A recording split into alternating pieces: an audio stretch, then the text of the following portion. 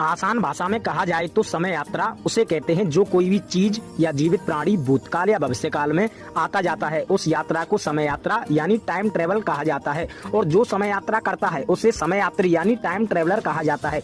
तो दोस्तों इस वीडियो में हम बात करने वाले हैं टाइम ट्रेवल की रियल इंसिडेंट के बारे में। आपका स्वागत है हमारे YouTube channel smart G for you में। नंबर फर्स्ट पे आता है सर विक्टर गोडार्क की भविष्य की उड़ान सन 1935। यह घटना सन 1935 की है जब विक्टर गोडार्क अपने विमान से यात्रा के लिए निकले और स्कॉटलैंड से होते हुए अपने शहर जा रहे थे।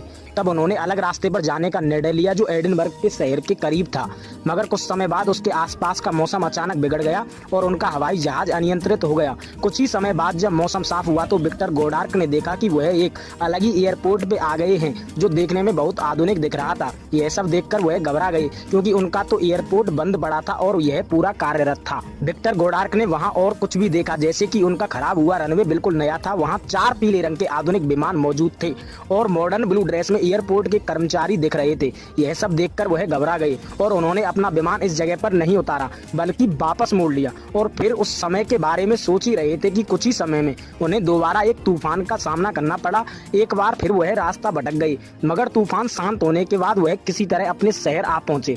अपने शहर पहुंचने के बाद उन्होंने पूरी घटना बताई पर उन पर किसी ने विश्वास नहीं किया।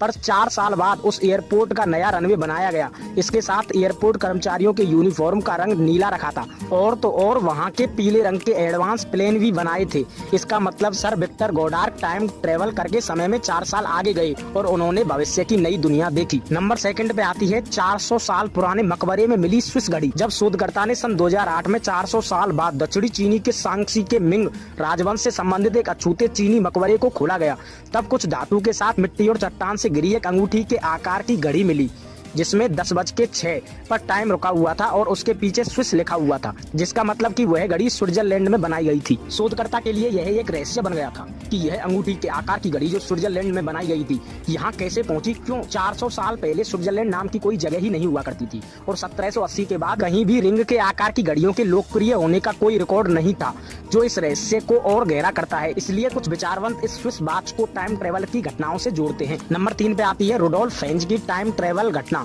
यह टाइम ट्रेवल की घटना जून 1951 की है जब रात 11 से 11:30 के बीच न्यूयॉर्क टाइम स्क्वायर के सामने एक आदमी अचानक प्रकट होता है।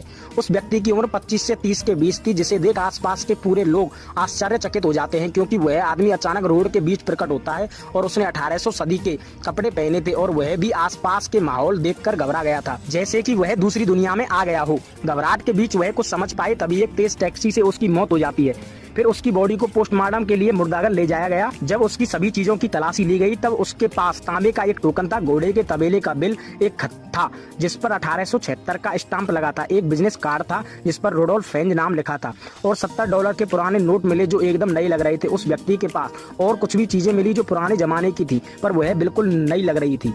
न्यूयॉर्क पुलिस इन चीजों को देखकर आश्चर्यचकित हो गई, इसलिए उन्होंने इन सभी बातों को लेकर जांच पड़ताल की और जांच पड़ताल के बाद उन्हें उस व्यक्ति की पत्नी मिली जो बहुत बूढ़ी हो चुकी थी। वह बताती है कि रुडोल्फ फेंज सीनियर यह रुडोल्फ फेंज जूनियर के पिता हैं जो 29 साल की उम्र में 1876 में अचानक गायब हो गए थे। वह बताती है कि जब रुडोल्फ फेंज एक दिन शाम को सड़क पर घूम रहे थे उसके बाद वह कभी घर वापस नहीं आए और ना ही उनको कभी देखा गया और इसकी पुलिस में शिकायत भी दर्ज की गई थी। नंबर 4 पे आती है 1941 में 21वीं सदी का आधुनिक इंसान। इस टाइम ट्रेवल इंसिडेंट को एक तस्वीर के माध्यम से समझा जा सकता है।